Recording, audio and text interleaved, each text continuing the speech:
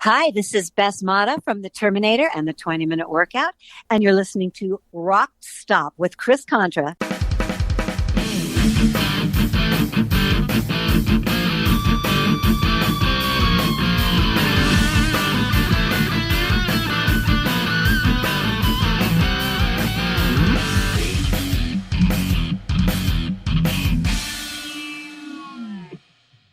All right, welcome into the RockStop. Chris Contra here.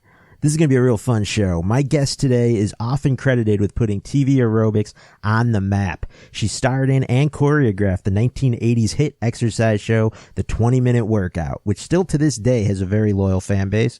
She was then cast by director James Cameron to star as Ginger Ventura, the Walkman-wearing roommate and best friend of Sarah Connor in one of my all-time favorite movies, the 1984 sci-fi classic, The Terminator.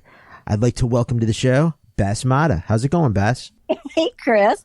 I always love hearing my introduction. I'm like, wow, I guess that's me. How are you doing? I'm doing great. I appreciate you being here. It's my pleasure. Yeah, thank you. So when I think of your career in front of the camera, the term high energy comes to mind. Whatever you're starring in, you have like this exuberance that just, resonates so well. That's very sweet. Well, I am an energetic person, and I feel like it would be difficult for me to tamp that down for a camera or for anything. Right. So you've kind of always been that way in your life. Yeah. That's just who I am. Yeah. That's just how I roll. So did you have a background in kind of, because, on the 20-minute workout and things like that, you had, a lot of musical and dance things going on. Did you have a background in that kind of stuff? Yeah. When I was a kid, I took lots of dance classes and I was an ice skater. That was my dream when I was a kid, was to be an Olympic ice skater. And because of the training for that, like I said, I started doing a lot of dance classes. And then when I got a little older in high school, I started doing high school musicals and really just kept up the dance training for a long time. And as I got out of high school, I started doing musicals. And from there, I had done a musical in San Francisco called the Great American Backstage Musical, which was sort of a tribute to the 40s. And I played sort of a Judy Garland type of character. And that got seen by someone in London, an actor named Anthony Andrews, who was on Brideshead Revisited, which was a big deal back in the day. Everything I talk about will be from back in the day. Spoiler alert. Anyway, well, when you're talking about when you're a teenager and stuff like that, that's a long time ago. Right. So, he saw this play up in San Francisco and produced it in London, and I got to go. I was the only American that got to go. And I was quite young. I was only 19 years old. So that was a wonderful experience. But, there was no cell phones, that kind of stuff. So I was very lonely. You'd have to write letters. It was too expensive to call your mom on the phone, that kind of stuff. Oh, wow. So I was really all by myself over there. Everyone else in the cast was older. And I just ate a lot of cookies and tea, biscuits and tea, and just weird British food that I'd never had before. And and I got really, really pudgy when I was in London. So when I came back to LA, I joined a gym because I had to lose this weight. And that's when I started combining my dance background and my love of performing with the exercise. And as soon as I could, I started teaching exercise classes. And that was the very beginning of the 80s. So that's how I got from my childhood to the aerobics craze of the 80s. I was very used to leotards.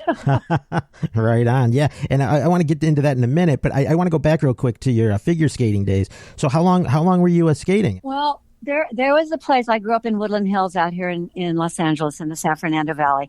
And there was a fantastic mall called the Topanga Plaza, which was just such a childhood memory. So many people here in the valley.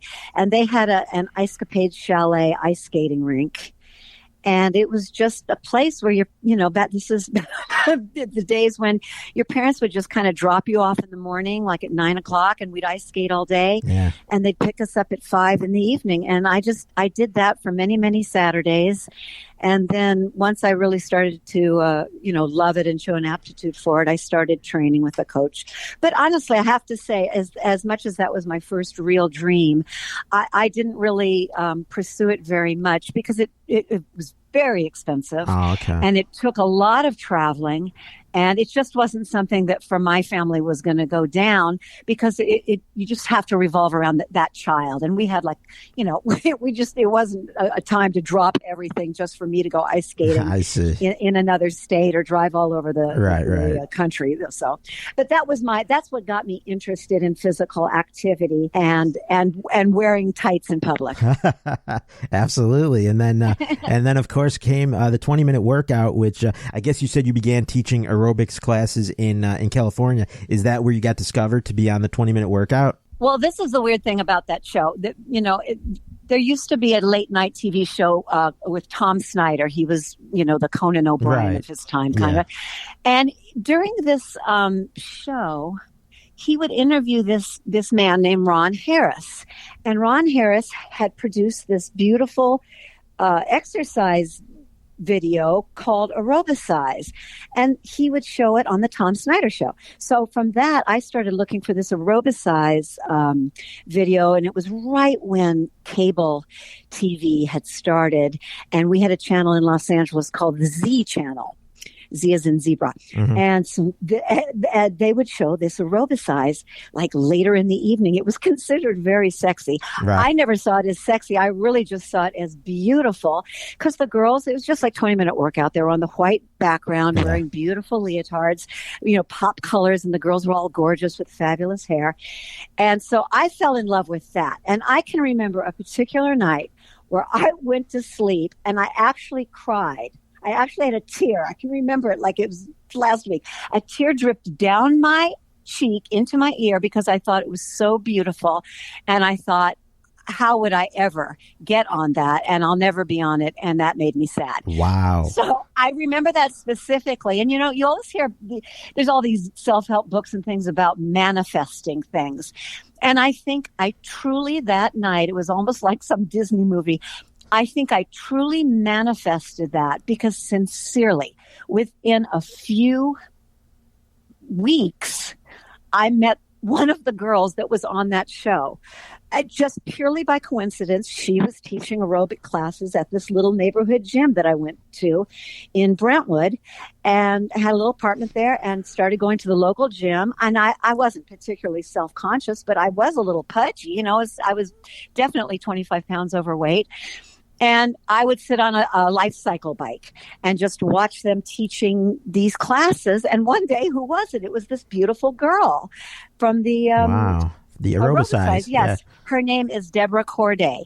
And she was really my mentor as far as that's the one that I learned how to teach aerobics and the style. And, I was completely just out of my mind. I couldn't believe my good fortune. Yeah. It was just crazy. And then the director of 20-minute workout started coming in, and by then I had transitioned into teaching, and he started taking my class and kind of decided that what he wanted to do was take that same Aerobicise look, but do a more instructional version. Yeah. And the girls would wear tights and shoes, and it would be a lot less sexy fabulous, and it would be a lot more instructional. So that's how I got involved with it. Wow. And I know, isn't that wild? Yeah. I mean, just wild. Talking about that story about how you were watching on TV, and it moved you to tears, quite literally. It's interesting because, when people look back now on the 20-minute workout, just reading comments and what people have to say about that show, and you were the standout. I mean, there were other girls who would take the lead on each workout, but a lot of people talk about you mostly because your passion comes through. It was I think I was at such an advantage because I loved it so much. I understood the assignment completely. And then I had all this theater background and all this dance training. And I knew where to look at the camera, and I knew where to find the camera. I called it sharking the camera. I knew how to shark the camera, and I was thrilled to do it because I had seen the other girls do it. But I put kind of a more deliberate edge on it because I wanted to. I understood the assignment, and it was so much fun. Yeah. And ultimately, I it's so funny. I had no idea how popular the show was or the effect that it had on people, because we shot it in Toronto. I took a few girls from LA to Toronto, but it was mostly girls from Toronto that were on the show. We shot it for 2 seasons. We did like I think we did a little over 100 shows each season, or maybe it was 100 in total. I really don't remember. We'd do like 5 a day for 3 weeks. Wow. So, but then I would leave. I left Toronto and came back to LA. And I mean, the show was on, but it wasn't that big a deal. I mean, people weren't stopping me in the streets. I was still teaching aerobic classes. I was able to parlay that into hosting aerobic competitions all over the country in malls. I mean, this is very 80s stuff, but this is what it was. It's very vintage. It's very fabulous. And, you know, it was just the time of the mall, the super mall. And it was the time of, you know, neon leotards and leg warmers and jumping up and down to, you know, Van Halen music or Pointer Sisters music, Right. Any song that had the word jump in it. That's what we were playing. You know, and then again, that was something that I was just perfectly trained for because of, you know, all of my acting and dancing background. I could go into these malls and just speak to huge groups of people. I mean, thousands of people would show up. And that's what I did after I did the show. But what I didn't know was that, like in Toronto, they showed the show like 5 times a day, apparently. Oh, wow.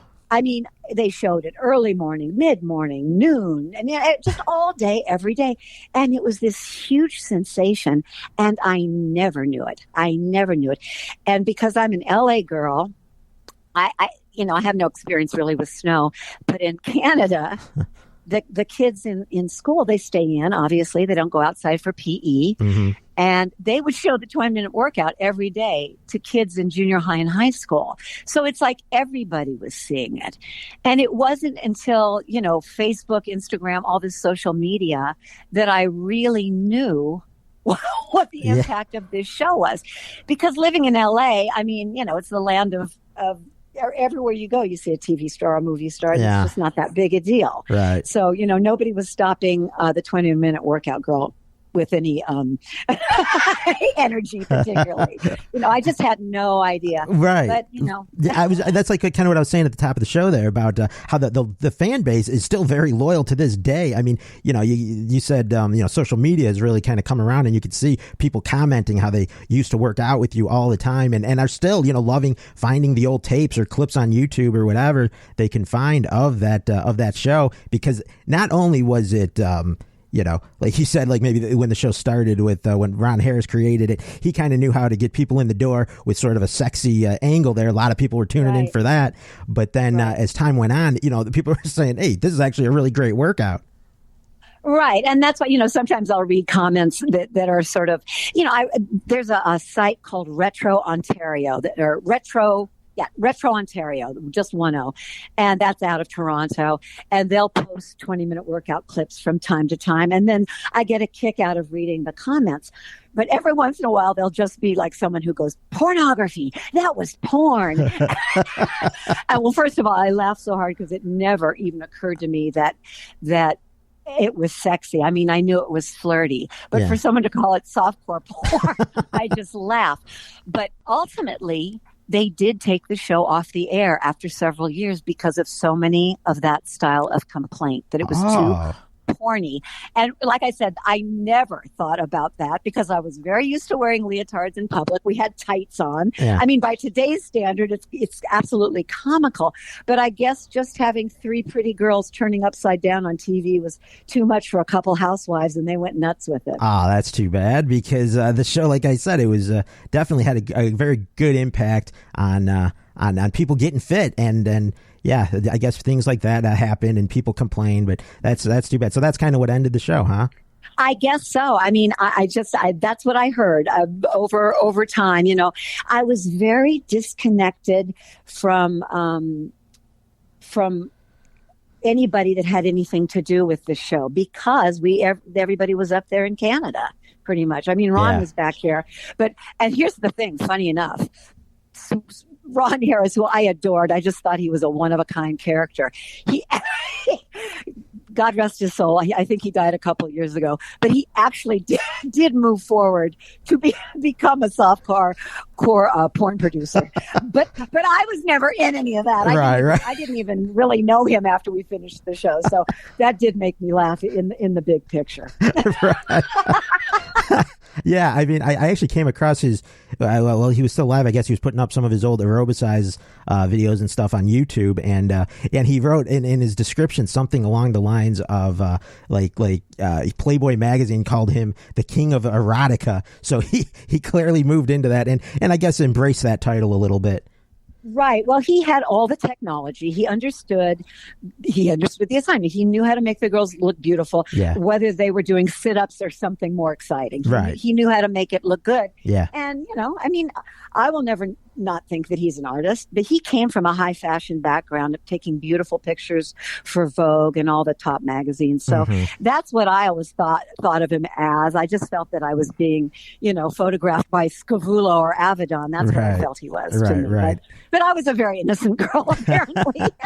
You weren't, trying to do anything risque. You were just teaching a workout. And like you said, your eye contact and that flirtiness with the camera was kind of key to it, Yeah. Well, I was very sincere when I was doing it. I'll tell you that. Some of the stuff I've read, I'm like, believe me, I had no idea. Right. Apparently, a lot of young teenage boys woke up to that show every day.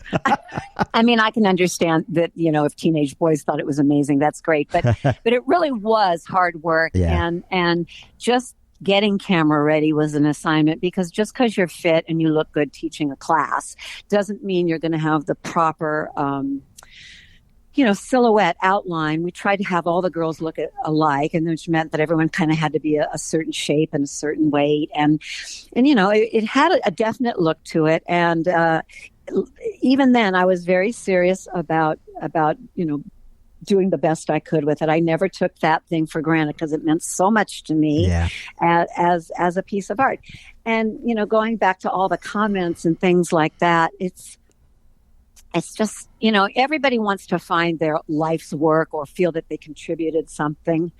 And the emails and the Facebook comments, some of them have been so touching. I mean, just unbelievably touching. People telling me how suicidal they were as a teenager, and the only thing that kept them going was watching the show every day. Wow. Or how they were a bullied teenager, bullied because they were overweight, and how they got into the show and lost 60 pounds, that kind of thing. Yeah. Things that never in a million years would have occurred to me as far as people really having life-changing or life-altering moments due to that, fanciful little show. And it's just, I can't even tell you what an upsweep to my personal life experience it has been to, because really at a certain point it was like, yeah, that was from so long ago. It was quite forgotten in my mind. I thought nobody knew about it. I thought nobody remembered it. And that was fine, because it was sort of this kitschy thing from the 80s. But I'm telling you, speaking from a standpoint of respect for other people, I had to be just absolutely humbled by some of the things that I've been told. So, I mean, I just feel the whole thing was a gift. That's great. Yeah, great to hear that. So then the legendary movie, The Terminator, comes into your life. Did somebody spot you on the 20-minute workout, and then that's how you kind of got that role? That's a really interesting question. Because, James Cameron was from Toronto. I believe it was Toronto. He's definitely Canadian. And I always wondered if he had been up there and seen the show and kind of decided that he wanted me in it. The role originally of Ginger had a couple pretty big scenes at the top of the introduction of the characters, where I think Linda was Sarah Connor was taking an aerobics class from Ginger. And we got on that, how Sarah Connor gets on a motor scooter? Right. There was definitely a scene where we were both on a motor scooter. I can't remember if I was driving it with her on the back or if she was driving it with me on the back. But we went to a gym. There was a whole gym thing, which I can't quite remember anymore, to be exact. But definitely in the first script that I got, there was a gym thing. Okay. So you didn't shoot the scene. It was just written. No, it got cut before we actually shot. Okay. But that was there. And I had an agent who just, I was an actress and just went on an audition for this part. And she was an aerobics teacher. And I was like, okay, a lot of stuff I was going up for was that kind of fitness stuff. Yeah. And I remember I must have done one audition in an office, but I have absolutely no remembrance of that. What I do remember is auditioning up at, I believe it was Gail Ann Hurd's parents' house up on Mulholland with a view of the valley. And I honestly can't even remember if Gail was there. I remember definitely that Jim was there. But I just remember I auditioned up at this house with another actor. It wasn't Rick Rossovich. And at the time, I think I'd only gotten the scene that I was auditioning with, or a couple scenes. And then I got offered the role, and then I got the whole script. I was like, oh, no, I can't do this because... Yeah. The scene where Ginger is in bed with a Walkman on, Mm-hmm. what's Rick Rostovich's character? Matt, yeah. Yeah. I'm sorry. Wait, did I mention I'm old? The scene where Ginger and Matt are in bed, and he's at it. Right. And Ginger's more into her Walkman. Uh-huh. And then she gets up out of bed and she still has the Walkman on. And that's when Terminator comes in and just busts up Matt. Okay. Yeah. So that originally, the scene was Ginger was on top of Matt. It was very sexy. The Ginger character was topless, sort of writhing and being fabulous. Oh, and wow. then there was a plate glass door, a sliding glass door Mm-hmm. with a curtain, and it was all outlined, and we could see the Terminator out there as Ginger and Matt were going at it. And I was there, let's just say there was no Walkman. And I was like, oh, no, I cannot do this. Okay. No, because by then I already had like a fitness contract with Converse shoes. I was the Evian water girl. I was the Kraft light line girl. And all these contracts had morality clauses. I don't think those exist anymore, but in the 80s, they were morality clauses. Right. And I had signed them. And so I couldn't do anything like that at all. Wow. And so I kind of think, not that I turned it down, but I do know that there was some discussion. I don't know if it was my agent or if I just said I can't do it. But somehow Jim rewrote the scene so that it was much more covered, obviously. Yeah. And then he was even, obviously he's like, so amazing. But then he actually wrote in the Walkman so that I was comfortable because I just wasn't ready to do any kind of scene like that. Yeah, go ahead.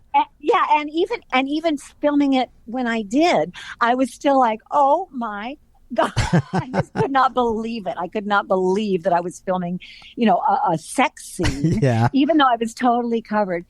I remember, I think it was a couple days before the shoot started or before that scene.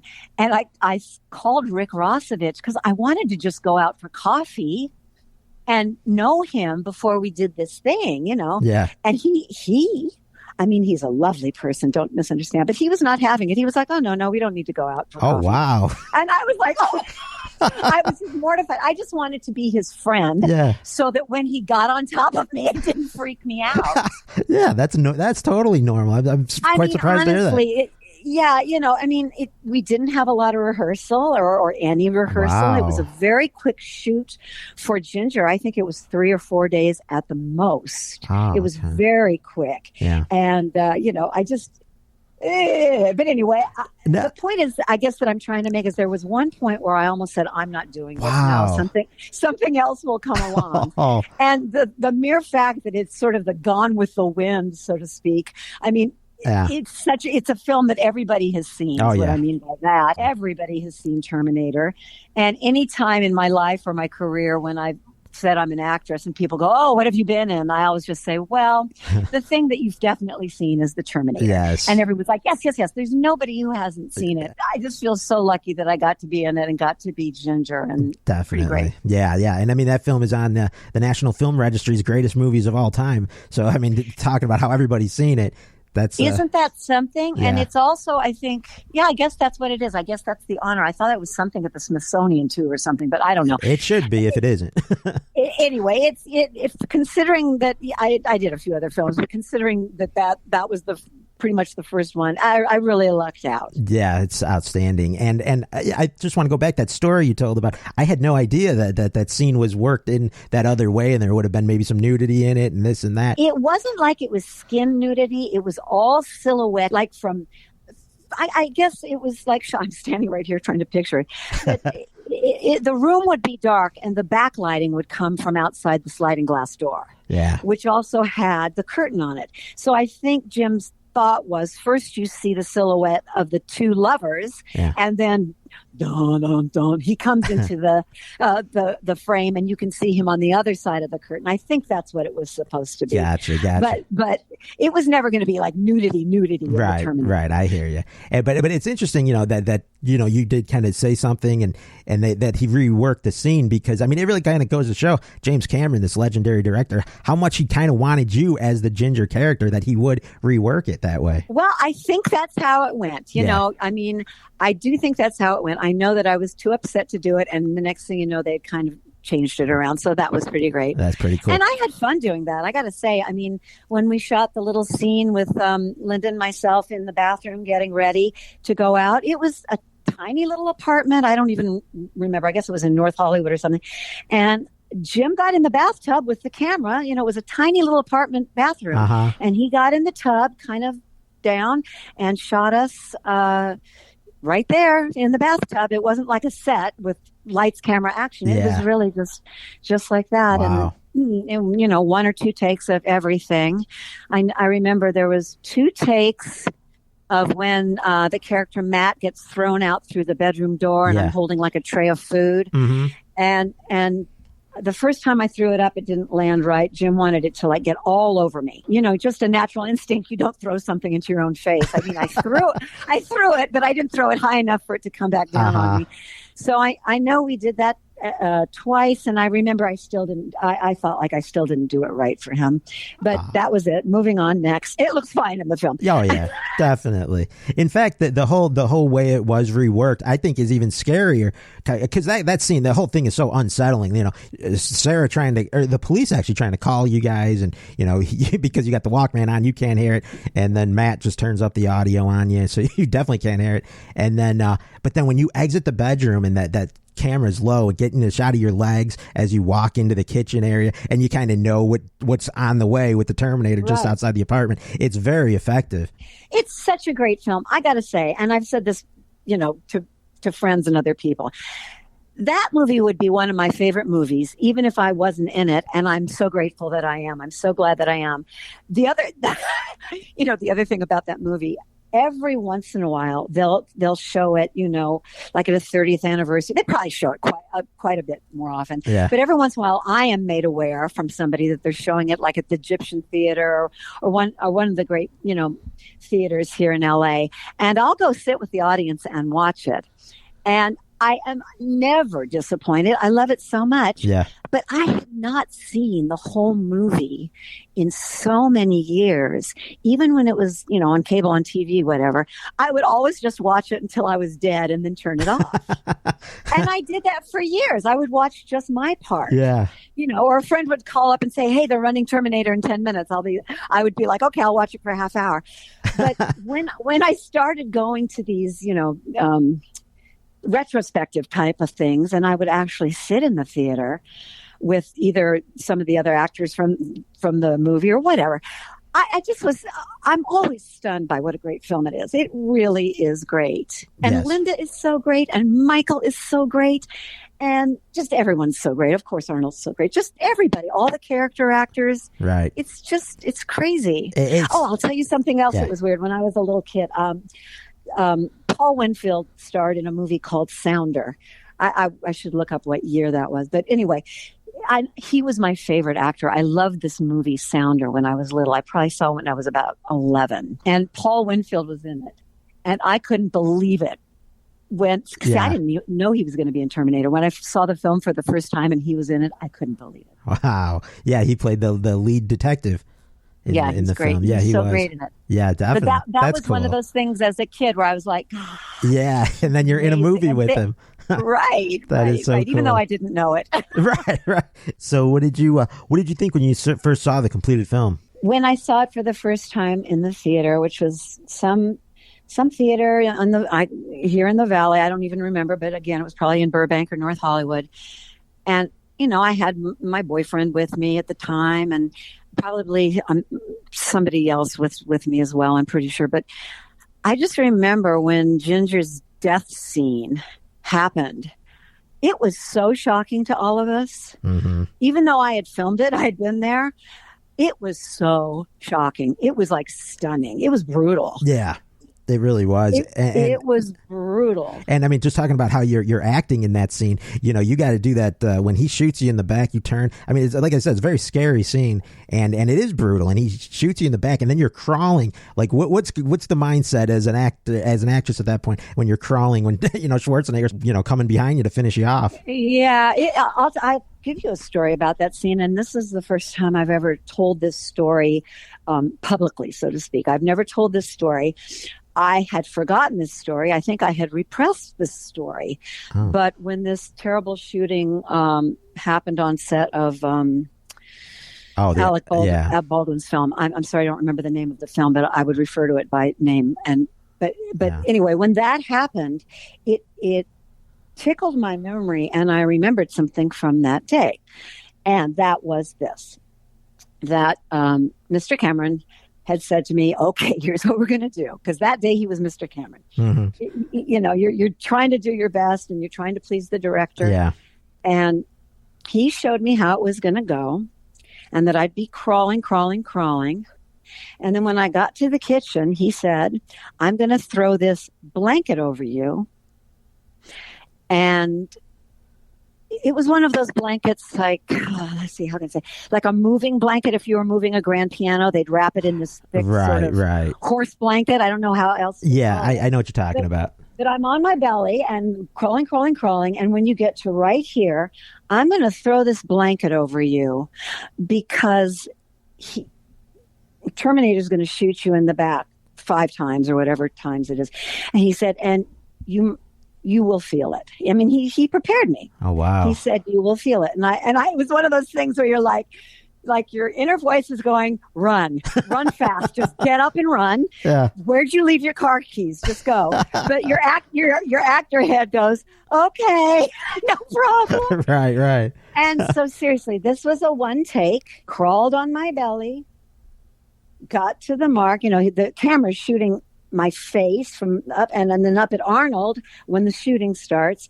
So I come out of view, I think, of the camera once the shooting starts because the camera rises up to Arnold.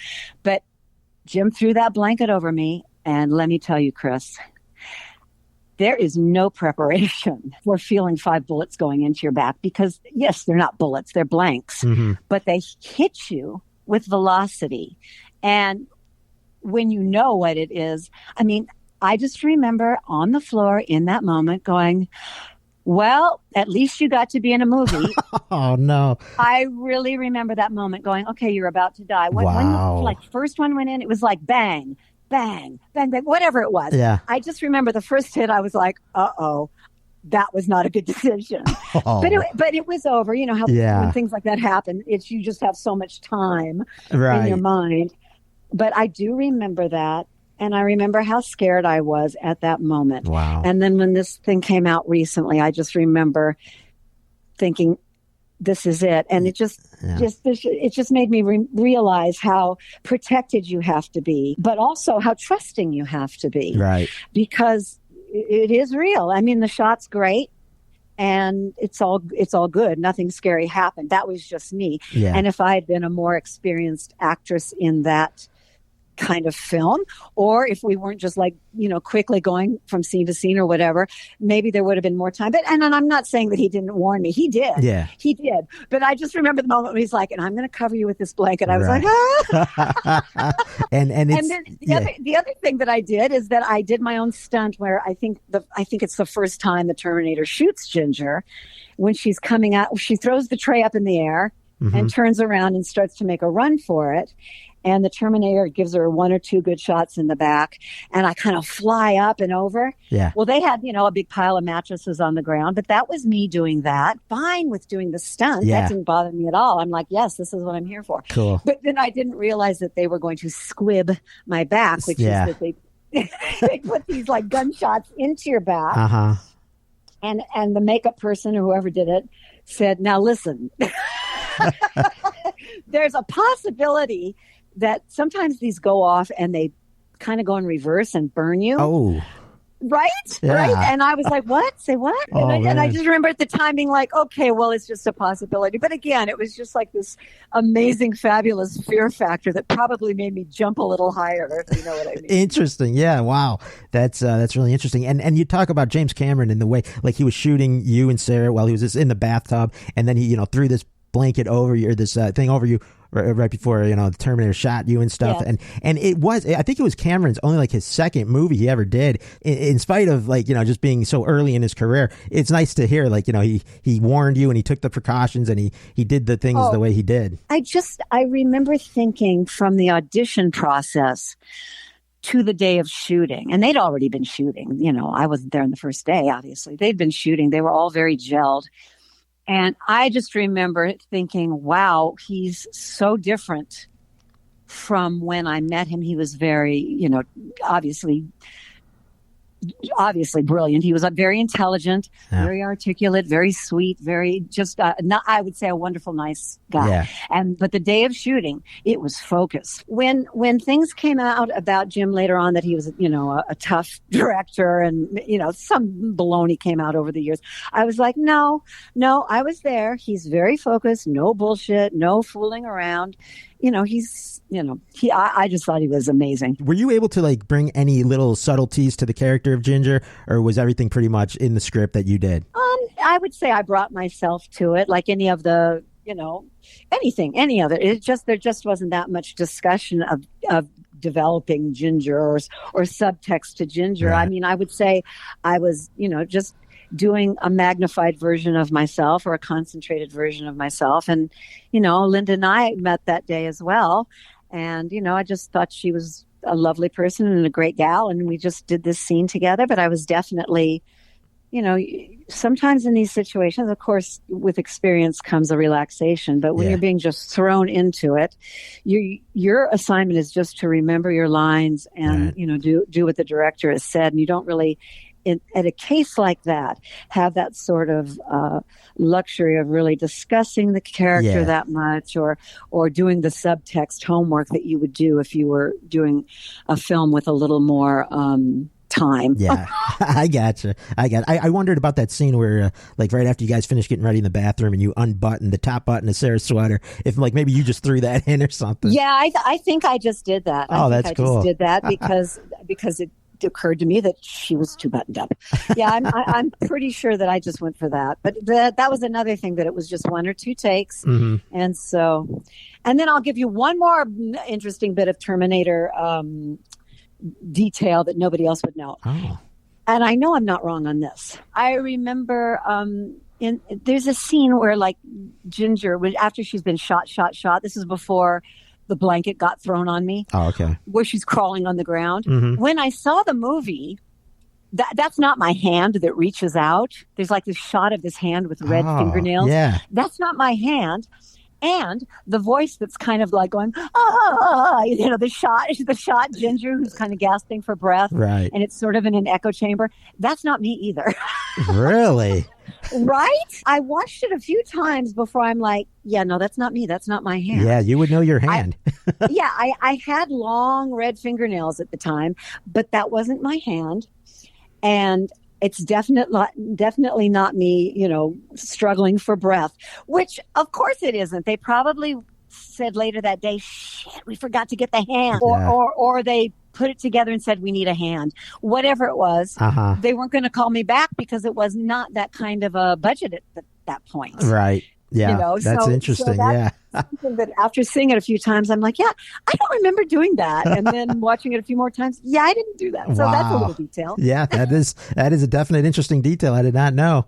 And I wanted to ask you about the answering machine message, right after, Terminator terminates you. Sarah calls and your answering machine message goes off, which you recorded. Did you record that in an actual answering machine? Yes, and we did it that day, and we were just sitting on the floor, and Jim brought over an answering machine and said, record the message. Oh, cool. And I'll tell you something else about that. I guess I have more details than I thought. Like in the mid-'70s, there was a fabulous movie with Tommy Lee Jones and Faye Dunaway called The Eyes of Laura Mars. It's about a bunch of supermodels that are getting murdered. Something like Faye Dunaway goes blind, or I don't know what it is. I can't remember all the details. Yeah. But I do remember this. There's a part after the two beautiful models have been murdered. And it's pretty much the same thing. They're murdered. They're dead on the floor. And I can even quote to you what the answering machine says. I can't remember what their names were, but it was like, this is Susie and Michelle. We're not here, so go to hell. But if you're not a horny creep, leave a message after the beep. Beep. and the girls are dead on the floor. And I didn't remember I had that in my mind either until seeing the film for a few times. Oh, wow. And going, oh my God, that is now whether Jim was inspired by that, I don't know. I would think he was, because first of all, it was a great movie. Mm-hmm. That's a great bit. And it's just so perfect to have that happen. But the thing is, when I saw that movie, that was one of those little bits that me and my boyfriend at the time, we memorized it and we'd say it all the time. Oh, that's funny. Right? But I never put it all together. Yeah. But that one, that's interesting. That's one that stuck out to you. And then sure enough, you guys seem very similar to that. Isn't that weird? That's another one of those like self-manifesting things. Yeah. And then the answering machine message is great in the Terminator too, that you leave. That was written out. It's outstanding because it's got like those subtleties about like machines and you be nice to a machine or whatever you say, and it's it's like as you're being terminated by a cyborg. Right. It's really smart stuff. Yeah. He's so smart, isn't it insane? I remember when I saw The Abyss, I was so jealous of Mary Elizabeth Mastrantonio getting to be in that film. Even though it was a horrible shoot from what I heard because they were underwater. But I just remember being so jealous that she had gotten to do that film with James Cameron. I just like, oh my God, this is the greatest. I just thought that film was unbelievable. Yeah. All of his films are unbelievable, but I mean, very believable. Yeah. Did you audition for the part in The Abyss? No, I'm telling you that at that point in my life, I was back working my aerobics career, doing all that kind of stuff. And every once in a while, some fabulous movie would come out and I would go see it and just be like, well, this is insane. Yeah. This is just insane. All right. So a couple more things here on the Terminator as we kind of wind down here. This is Bess Motta you're listening to here on the RockStop. I heard that, I don't know if this is true or not, if you could tell me about this, but that Linda Hamilton actually sprained her ankle shortly before filming. Did you know anything about that? Like that she was kind of limping throughout. Did you notice anything like that? Well, yeah, I did. Okay. Here's how I remember it. First of all, she did sprain her ankle. I think she sprained it on set doing a scene. I can't remember. But, Linda, unfortunately, her twin sister passed away rather recently. But Linda had a twin, and her twin did a lot of the running for her because of that ankle. But I do remember this. I think I was going for a costume fitting. And at the costume fitting, somebody said to me, do you think you would be able to do the other role, Sarah Connor? They said that to me, and I was like, what? I was like, yeah. And they were like, because she's twisted her ankle, and we're not sure she's going to be able to do the movie or not. I remember that. Now, whether that is something, how some of your childhood memories, you kind of fill them in because you kept seeing a picture or hearing the story so many times. Honestly, I remember that happening, but the things I've heard since, it doesn't quite make sense to me because I heard somewhere that she had sprained it shooting the film, but maybe she sprained it training for the film. I don't know. Yeah. But I would pretty much swear that conversation happened. Wow, that would have been something. I just remember there was a moment in time where I was like, this may get a lot more interesting than I thought. Yeah. But it was from a costumer. It was definitely from the costume person or a wardrobe fitting person. Mm-hmm. It wasn't like, Jim Cameron called me up and said, listen, we want to put you on hold. Right. Was nothing like no, that. I hear you. It was something that was so bizarrely dreamlike in memory. Yeah. To the point where I'm almost like, did that happen? Right. Of course, I may have repressed it because it would have been too great. No, she definitely sprained her ankle. That's definite. Okay. Definite. The rumor I heard is now verified to be true. No, and she's so wonderful. Yeah. And Michael is such a kick. And everybody that I've ever met from the Terminator franchises is just so great. I started doing those autograph conventions for a while. And that was because I was kind of interested in doing them. People were, asking me to do them. And I was like, I don't know. But I saw that some of the Terminator cast members were going to be doing it here at I think they call it the Hollywood show. Mm-hmm. And so I went by to see what it was like, what the whole scene was like, because I'd never done any of those autograph conventions. And I saw Linda for the first time in years at that. And I saw Michael, and I had never met Michael. I didn't have any scenes with him. Yeah, right. And I don't think I met him. I don't recall meeting. Maybe I met him at the screening. But anyway, so I said, I want to do this with you guys. And so I was able to go to a few different signing conventions with them. And so that's how I really got to know Linda as a person a little more than just from doing the film, because it was so brief. Right. Yeah. When you go to those types of things, do fans want to you to quote some of your famous lines? Well, yeah, I like to write down either better than mortal man deserves, right? Or I don't care if he has a Porsche, yes. Or I'm going to make a belt out of you. These are my golden oldies. These are my greatest hits. Those are definitely memorable. Talking about Pugsley the iguana. Right. I get people who write me and say, "Do you still have Pugsley?" I'm not kidding. Where is Pugsley? I'm like, in Pugsley heaven, in iguana heaven. Yeah. So yeah, the fans all like to hear that. So, what I found was interesting, because I've seen the movie so many times, and I don't know when it really kind of dawned on me, but I don't know if you have any dialogue exactly with Matt, like where you guys are talking to each other. Is that that possible? No, I think you're right. I think it was just that the scene that we filmed together, because, okay, he's got the telephone scene with Sarah where he thinks he's talking to Ginger, but he's not. So that gives the impression that we're having a conversation, but we're not. Yeah. And then, the bed scene. Everything yeah. else is just reference. It's just like, I think Ginger gets a real good send-off from Sarah when she's in the police station. And they're telling her that Ginger's dead, and she cries and goes, "Oh, kiddo."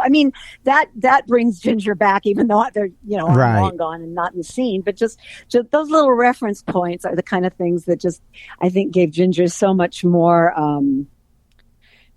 viability, more life, more believability. Yeah, I like that. I like that they put that scene in there. I always notice that scene too, because it's like, she should. I mean, that was like her best friend. So I like that they added that in there.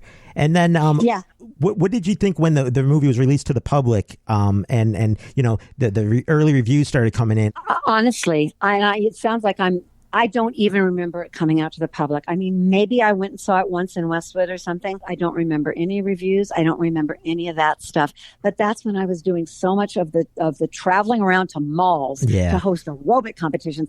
I was like on airplanes all the time. I don't even remember going to see it particularly. Like maybe I went once. And it really wasn't until they just started showing it on TV all the time that I really got to know the film. Gotcha. And then when I started doing the signing conventions, I could see how excited everybody was. And it's not like, so you understand, it's not like people are like, Bess, I want your autograph. The thing that people like is they want to get, like, they have a poster and they want all the cast. And so that's what makes me happiest. It's like to be included in that, where it's like part of a collection. Right. It's not like somebody walks past Michael Biehn and Linda Hamilton and they say, I'm here for Ginger. Hey, listen, I certainly am here for you because I wanted you on my show. I've actually wanted you on the show for a long time because you were always like the character in that movie that stuck out to me. And of course, a 20-minute workout. I mean, I would be that guy. Well, I got to tell you, Chris, I've done one other podcast interview, and it was seriously 10 years ago. And the reason I did his was because he is a delight, and the reason I did yours is because you're a delight. Absolute beautiful interview style. You can tell you're a wonderful person. I listened to several of your other interviews, and I just think you're great. I think you're fantastic. You're very sweet. Thank you. I appreciate that. So finally today, I definitely want to mention your 2016 award-winning role in the West Coast premiere of The Boy from Oz. You know, we were talking much earlier in the conversation, and you mentioned how you played a Judy Garland type of character in an early production. So, I mean, that's really cool. It kind of came full circle. You know, my whole life since I was a kid, people have told me I look like Judy Garland. And then once I started singing, I sounded like Judy Garland. And anytime I would audition for any musical, they'd always be like, wow, has anyone ever told you you look and sound just like Judy Garland? I was like, yes, a couple people have mentioned it. Right. So you would say she was one of your acting influences as well? Oh, absolutely. Yeah. I mean, I love her. And because we have a similar face and a very similar voice singing. And, you know, I was always, you know, singled out and pointed out for that. So when I got to do this show, it was like definitely a dream come true, a total thrill.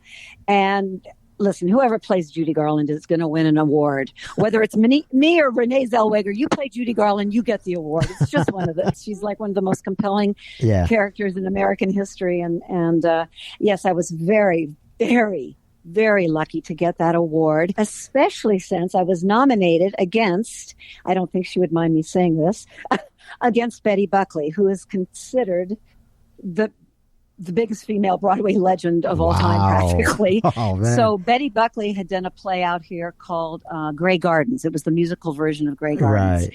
And she did that here at the Music Center at the Ahmanson. And when the nominations came out, it was myself and two other members from my cast. It was a great production. So they nominated the girl who played Liza Minnelli, and they nominated the girl who played Peter Allen's mother, because The Boy from Oz is the story of Peter Allen, the songwriter. Mm-hmm. So when the nominations came out, it was three of us from our show and Betty Buckley. And we just laughed and laughed and laughed because we're like, great, we're going to get to dress up and go to this great event because it's like the Tonys. It's the Los Angeles version of the Tonys. Yeah. And we're like, and of course Betty Buckley's going to win. So when my name was called, I absolutely couldn't believe it. It was the classic case of I could barely stand up, had no speech prepared, but why would I? And just, you know, floated up to the stage in a daze and tried to put some words together. But that was definitely one of the most extraordinary experiences of my life, getting to do that show. It's just an amazing show. Yeah. And then getting rewarded that way was just amazing. So that's outstanding. What a moment, huh? Yeah, not bad for a girl in a leotard. Definitely. So I just want to thank you so much, Bess, for coming on the show. This has been really great talking with you. And is there anything else Chris. You would like to add to this? Oh, no, I was just so worried we wouldn't have anything to say, and look at us filling an hour. I knew that wasn't going to be an issue. So thanks again, Bess, and take care. Thank you, Chris. You as well.